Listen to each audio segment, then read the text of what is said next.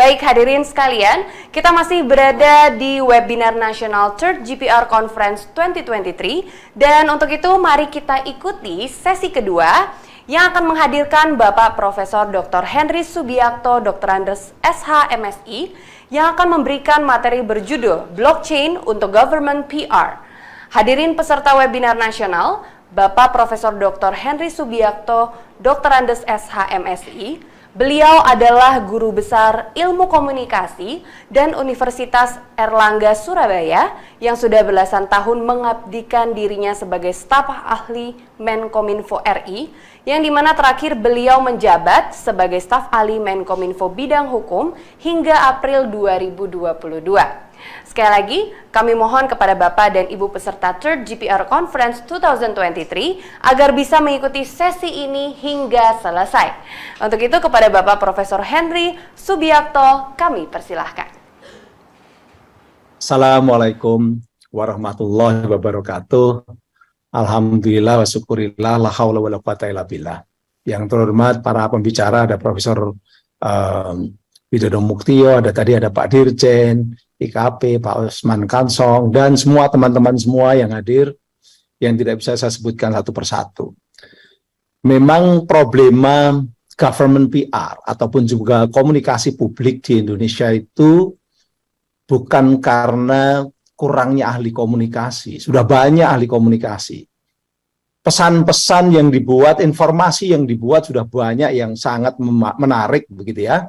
Sangat menarik, sangat menginspirasi, sangat katakanlah juga membuat orang itu bersemangat, optimis dan sebagainya.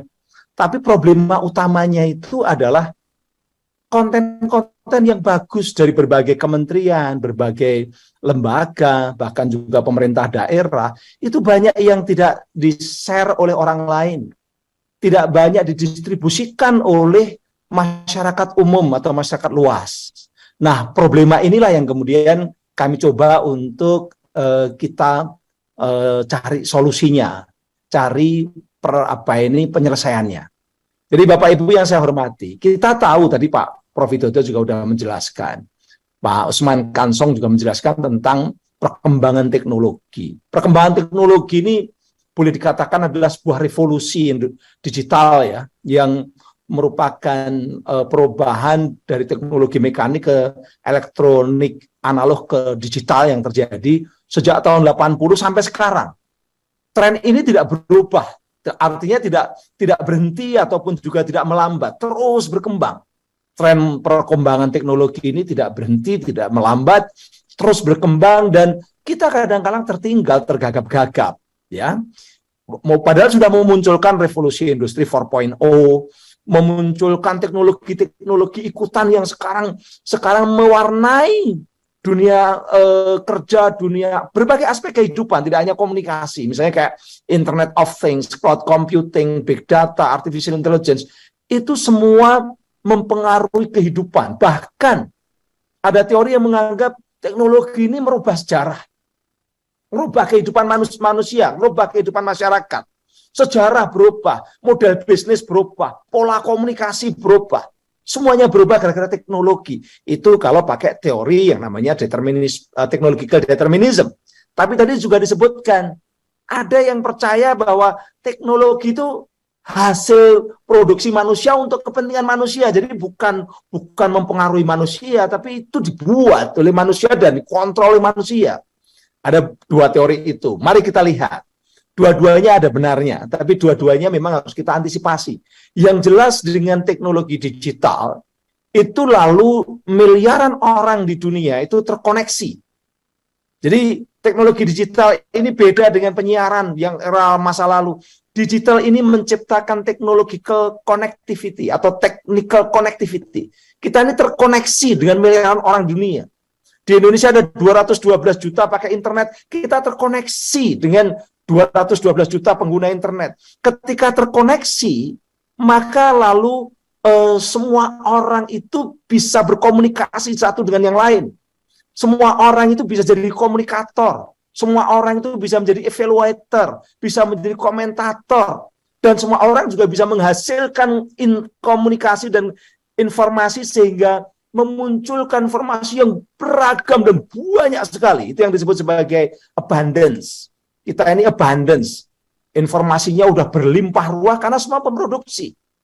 Lalu tapi memunculkan global brain, kecerdasan global, karena banyak informasi lalu kita menjadi cerdas. Terutama ketika informasi yang banyak tadi distrukturisasi oleh artificial intelligence. Konten-konten informasi itu adalah big data yang terkumpul, distrukturisasi oleh artificial intelligence, jadilah ChatGPT dan lain-lain. Karena direstrukturisasi. Sehingga mau tanya apapun, karena informasinya dari mana-mana, sudah dikumpulkan dan sudah direstrukturisasi, itulah jadinya ChatGPT yang sangat cerdas, melebihi kecerdasan siapapun, karena ditanya apapun bisa jawab. Sepanjang sudah ada konten-konten yang diupload. Sepanjang teknologi itu mampu untuk masuk dalam interkoneksi tadi. Ini yang terjadi. Nah, teman-teman, itulah yang disebut sebagai the future is faster than you think. Masa depan itu kecepatannya melebihi yang kita bayangkan. Kita nggak pernah membayangkan ada artificial intelligence, Internet of Things, dan lain-lain, dan pengaruhnya. Tiba-tiba sekarang ini mentransformasi bisnis, merubah industri, merubah kehidupan, merubah sejarah.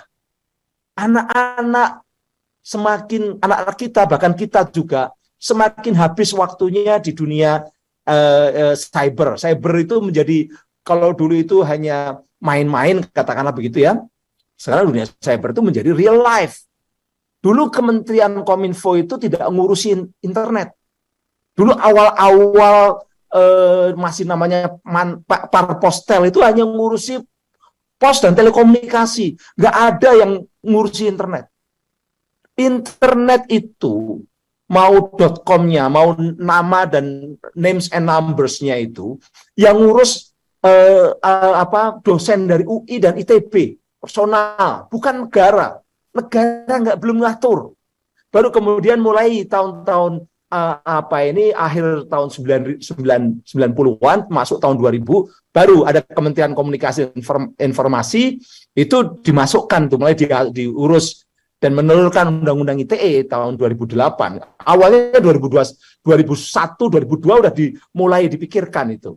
Baru setelah ada Undang-Undang ITE, baru kemudian pemerintah atur, ada namanya Pandi, kemudian ada Dirjen Aptika yang mengatur konten. Tapi di dunia, persoalan internet ini diatur oleh korporasi name and numbers, ICANN, International Corporation, yang terkait dengan penamaan, siapa yang dapat .id.com itu di mana, itu yang ngatur korporasi-korporasi. Makanya agak beda antara internet dengan dunia telekomunikasi. Kalau telekomunikasi itu diatur oleh ITU yang merupakan bagian dari PBB, ICANN itu adalah asosiasi korporasi yang anggotanya bukan negara, anggotanya adalah korporasi-korporasi. Baru belakangan ini ada beberapa yang negara ikut, tapi masih ada juga negara yang ngurus internetnya itu personal. Brunei itu masih untuk .com-nya, atau kalau di sini .id-nya itu masih diurus oleh personal ahli dan bukan orang Brunei lagi. Baru belakangan ini dibicarakan. Nah, ketika teknologi ini sudah begitu kentalnya dan masyarakat sekarang nggak bisa dipisahkan dengan teknologi digital, di mana kita sekarang waktunya dihabiskan di dunia digital, sekolah di dunia digital, pakai e-learning, kemudian belanja di dunia digital, pakai e-commerce, debat politik di dunia digital, bikin hoax di dunia digital, semua di dunia digital, maka ramailah dunia digital, dan aktiflah ratusan juta orang, bahkan miliaran orang di dunia digital. Akhirnya apa yang terjadi?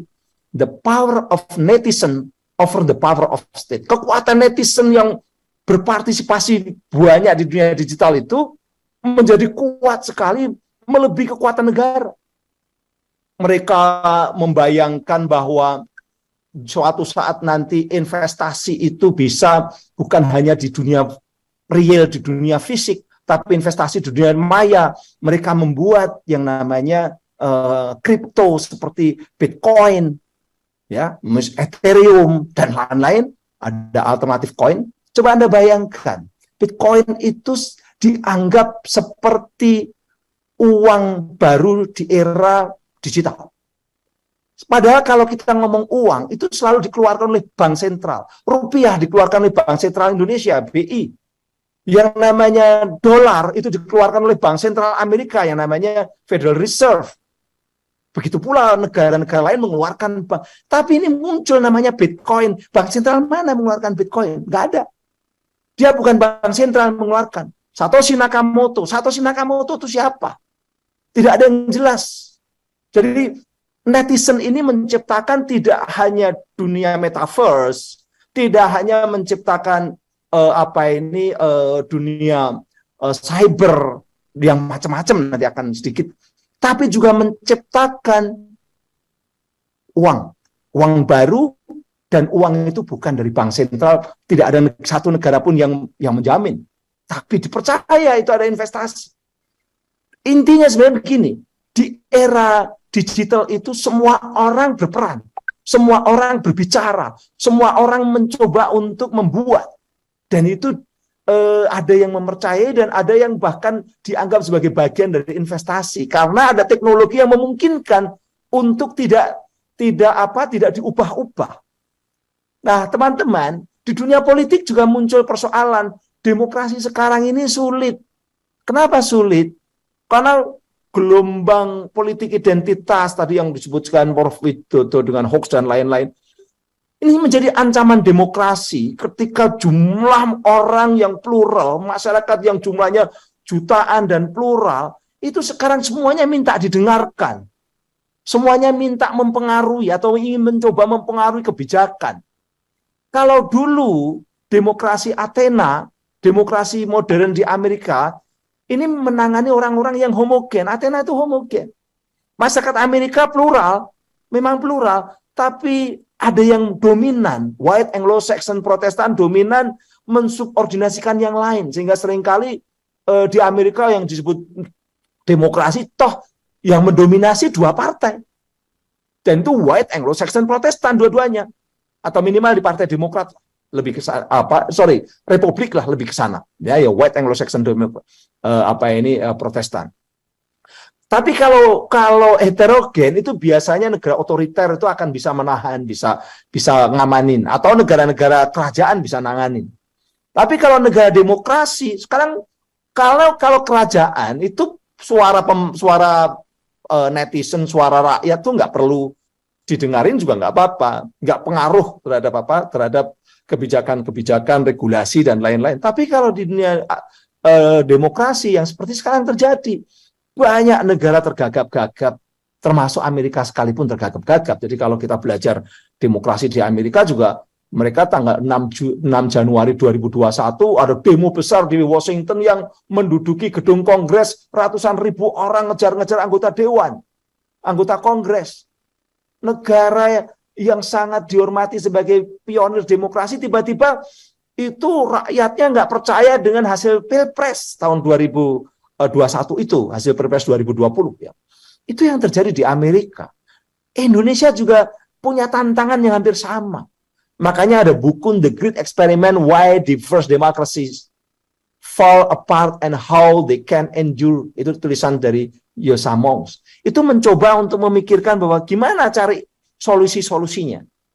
Macam-macam sih, nanti dibaca sendiri. Tapi intinya saya hanya ingin mengatakan, di era digital sekaligus ini dan juga post-truth ini, maka kekuatan rakyat itu sudah sangat menguat dan negara melemah. Maka negara harus mencari solusi. Di demokrasi ada cari solusi, di komunikasi publik atau GPR juga harus cari solusi. Tadi Pak Widodo sudah mengatakan kita ada komputer, internet, digital, blockchain, kuantum, itu di era sekarang teknologinya kita pakai semua. Oke, sekarang kita masuk ke kenapa blockchain. Seperti yang tadi disampaikan oleh Prof. Widodo, saya ingin menyampaikan blockchain untuk government public relation. Teman-teman, blockchain memunculkan yang namanya Bitcoin. Itu di dunia, katakanlah dunia ekonomi, ya, yang dipercaya sebagai sebuah currency baru untuk uang digital yang pernah melambung tinggi sekali, walaupun agak turun karena dia dianggap mendisrupsi bank sentral, sehingga negara besar seperti Amerika maupun Cina itu setengah hati terhadap blockchain, bahkan anti blockchain sebenarnya, karena mereka juga bisa terganggu ekonominya karena blockchain. Nah, tapi kita nggak bicara tentang itu, tapi kita bicara tentang mengapa orang percaya dengan blockchain dan di Bitcoin-nya. Kenapa? Karena lebih aman. Lebih aman, terpercaya, terjamin keasliannya lebih mudah. Atau istilahnya itu immutable, lebih kekal. Terdesentralisasi, datanya itu terdesentralisasi pada pelaku-pelaku.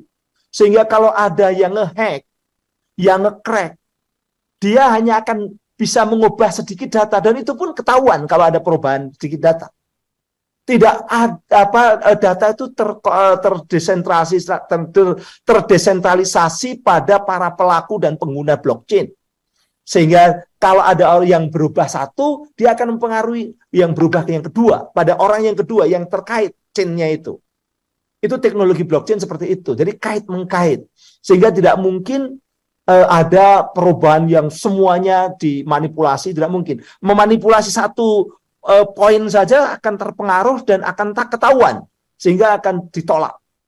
Itulah makanya lalu disebut bahwa blockchain itu teknologi yang terdesentralisasi, transparan, immutable atau kekal, netral, open access, tapi juga safety, aman.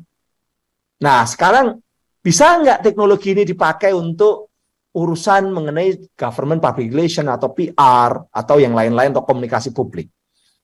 Tadi disinggung oleh Pak Widodo atau Prof. Widodo bahwa teknologi itu melahirkan inovasi. Ya, munculkan inovasi baru dan profesi baru. Kita udah melihat teknologi digital memunculkan inovasi YouTube, lalu ada profesi YouTuber.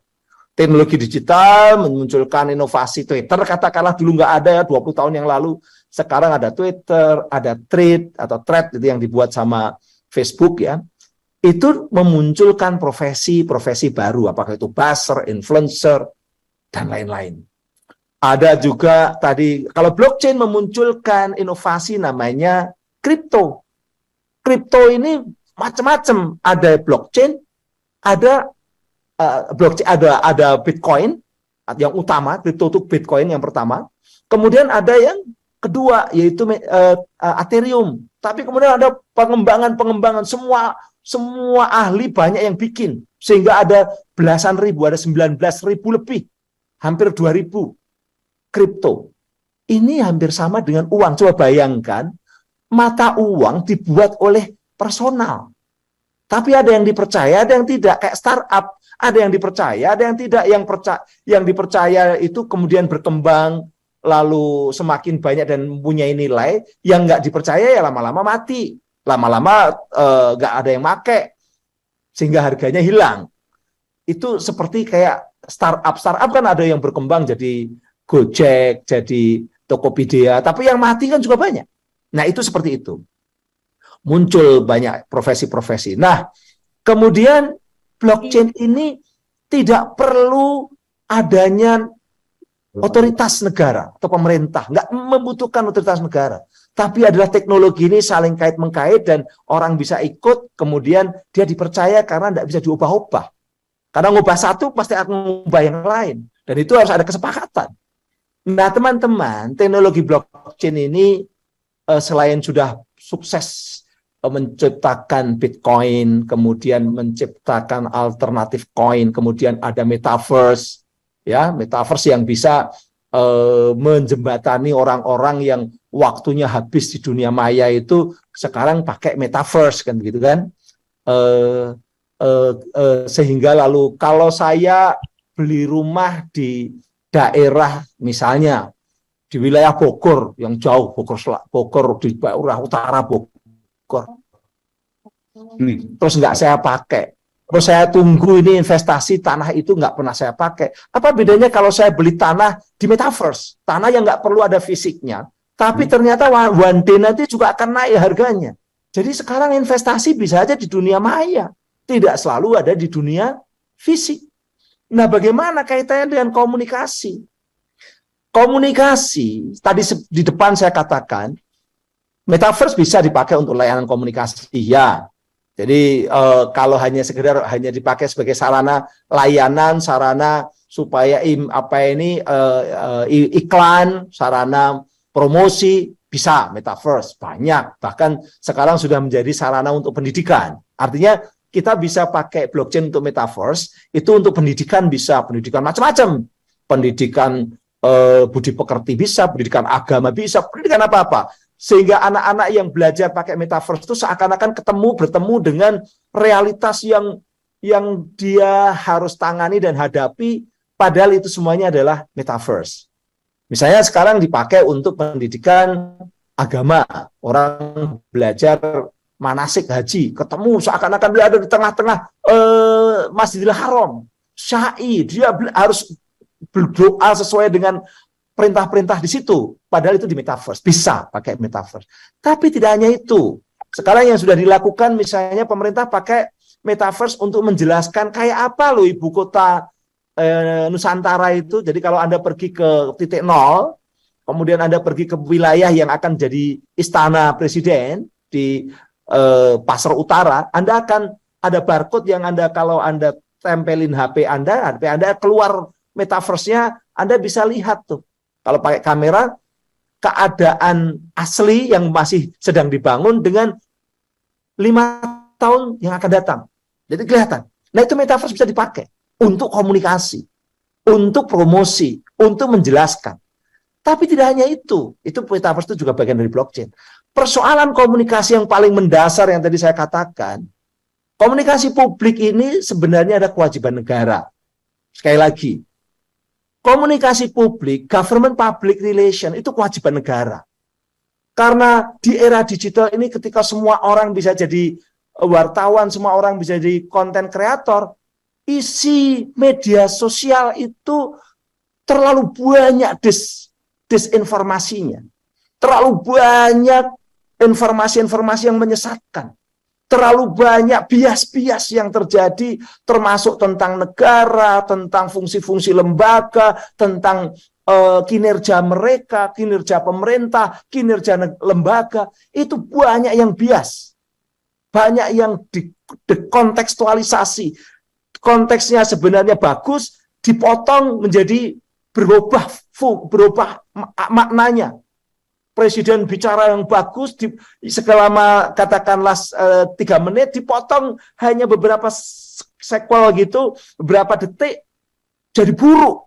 Karena punya arti yang beda. Saya aja pernah dipotong-potong, perdebatan saya dengan tokoh-tokoh tertentu dipotong, sehingga saya menjadi bodoh banget. Itu terlalu banyak di media sosial itu. Terutama untuk negara ini. Negara kelihatan buruk, kelihatan jelek, compang-camping, seakan-akan tidak membangun, seakan-akan banyak hutang dan sebagainya dan sebagainya. Nah, komunikasi publik itu kewajiban untuk melempangkan, kembali meluruskan disinformasi yang terjadi di publik. Tapi apakah bisa? Apakah sudah dilakukan? Sudah, tapi tidak efisien. Itu jawabannya. Strategi membuat konten yang bagus, menarik, inspiring, optimis, menyemangati, dan lain-lain tetap penting. Jadi ilmu-ilmu komunikasi yang selama ini sudah dipelajari di kampus-kampus tetap penting. Tapi tidak cukup dengan itu saja. Karena problem utamanya tadi saya katakan, sistem distribusi. Kominfo udah bikin, Dirjen KP bikin, katakanlah begitu. Humas kementerian bikin, humas lembaga bikin, humas pemerintah daerah bikin. Tapi apakah sudah terdistribusi dengan baik menghadapi yang disinformasi? Sekali lagi, kekuatan negara, kekuatan publik, humas-humas pemerintah itu sudah tidak sekuat netizen yang jumlahnya 212 juta. Makanya saya katakan, the power of netizen over the power of state. Kekuatan netizen itu sudah melebihi kekuatan negara. Kominfo itu berapa sih jumlah ini karyawannya? Padahal tidak semua orang Kominfo adalah komunikator publik. Bukan semuanya GPR, hanya di Dirjen IKP. Dirjen IKP juga tidak semua direktorat itu semuanya terkait dengan GPR. Hanya beberapa direktorat dan jumlahnya nggak banyak dibandingkan dengan ratusan juta orang. Nah, itulah makanya kita harus cari solusinya. Problem utamanya ini distribusi, partisipasi publik yang rendah. Publik mau mendistribusikan dan partisipasi kalau kontennya menarik dan kontennya itu memang trending. Tapi biasanya adalah justru hal-hal yang negatif yang trending. Kalau ada hoax, keburukan bisa trending. Kalau ada orang ketangkep KPK bisa trending. Tetapi yang positif-positif, yang membuat orang optimis, yang bagus-bagus tadi konten-konten bagus, itu tidak pernah trending. Tidak pernah itu tersebar dengan. Nah, disitulah makanya kita perlu effort. Kalau mau distribusi memang bisa pakai teknologi digital sekarang, tapi biayanya juga sangat mahal dan itu pun seringkali tidak efektif karena masyarakat seringkali bisnis usual. Jadi inilah problem persoalan komunikasi publik. Apa yang harus kita lakukan? Kuncinya adalah metode social mining dalam blockchain. Itu yang saya tawarkan. Atau teknik social mining dalam blockchain. Apa itu? Publik yang biasanya lebih banyak nge-share hal-hal yang sensasional, hal-hal yang negatif, diajak melakukan aktivitas yang produktif secara digital dengan semuanya perilaku mereka tercatat dalam blockchain. Jadi masuk dalam blockchain, lalu perilaku yang positif itu memperoleh catatan-catatan dan atau katakanlah mendapatkan poin-poin tertentu dan itu poin itu bisa diberikan reward berupa token. Token adalah seperti ya katakanlah kayak kripto, uang kripto atau pakai apapun boleh. Mau bikin kripto baru atau pakai kripto yang sudah ada boleh. Semakin aktif secara digital seseorang, semakin banyak dia dapat token. Jadi kalau sekarang orang share, orang like, orang komen di YouTube dapat apa?